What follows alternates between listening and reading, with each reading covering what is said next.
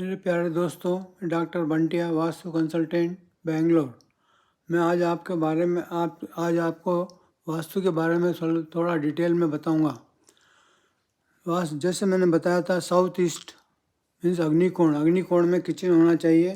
Kitchen में ladies का direction of cooking should be on east facing. Second चीज़ second चीज़ मैं आपको बताना चाहता हूँ, धन स्थान। धन स्थान में हमको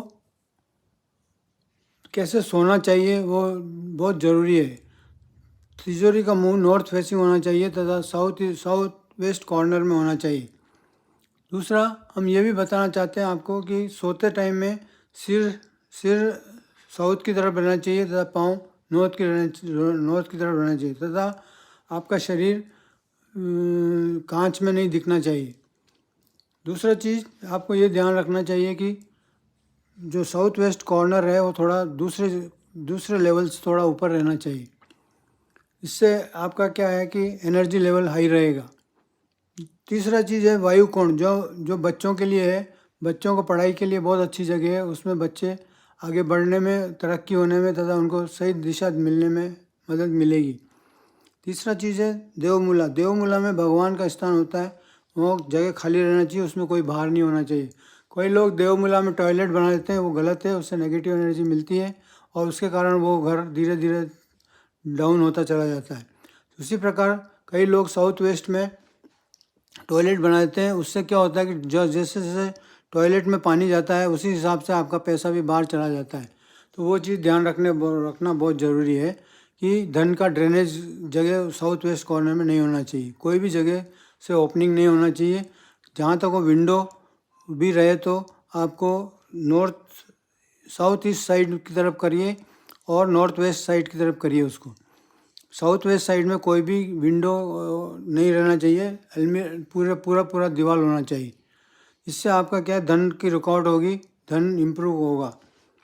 तीसरा चीज़, बच्चों को पढ़ाई के टाइम में ईस्ट फेसिंग रखना चाहिए। उनकी टेबल में इस तरह बिठाएं उनको कि उनका चेहरा ईस्ट फेसिंग रहेगा तो उससे पॉजिटिव एनर्जी मिलेगी।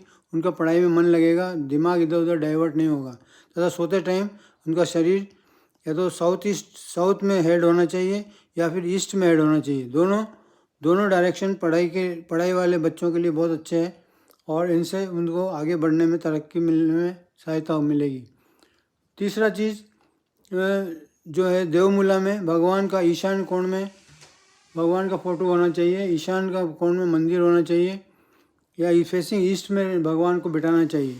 या फिर आप ईशान कोण में अगर मंदिर बनाते हो उसको वेस्ट फेसिंग भी बना सकते हो। जैसे कई जगह वेस्ट फेसिंग मंदिर रहता है, कई जगह ईस्ट फेसिंग मंदिर, दोनों डायरेक्शन करेक्ट है।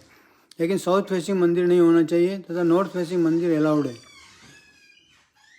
तीसरा चीज़ हमको ये ध्यान रखना चाहिए कि जो ब्रह्म स्थान है उसमें ब्रह्म स्थान में सूर्य की किरणें गिरे तो अच्छा है। उससे क्या है, आपके घर में पॉजिटिव एनर्जी का संचार रहेगा।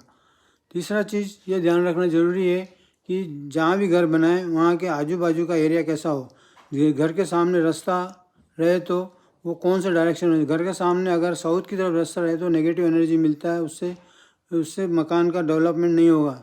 उसके लिए घर का डायरेक्शन नॉर्थ या रोड जो रहे उसमें या तो नॉर्थ साइड में रहे या फिर साउथ में नहीं रहना चाहिए तथा नॉर्थ ईस्ट में रहे या ईस्ट में रहे तो आपका घर का तरक्की होगा, आपका नए डेवलपमेंट के रास्ते मिलेंगे। तीसरा चीज़ हमको ये ध्यान रखना चाहिए कि आजू बाजू का लेवल कैसा है। आपका लेवल जो रहे वो साउथ वेस्ट की तरफ हाई रहना चाहिए तथा दूसरा चीज़ नॉर्थ ईस्ट की तरफ डाउन रहना चाहिए, तो ये आपको तरक्की में हेल्प करेगा।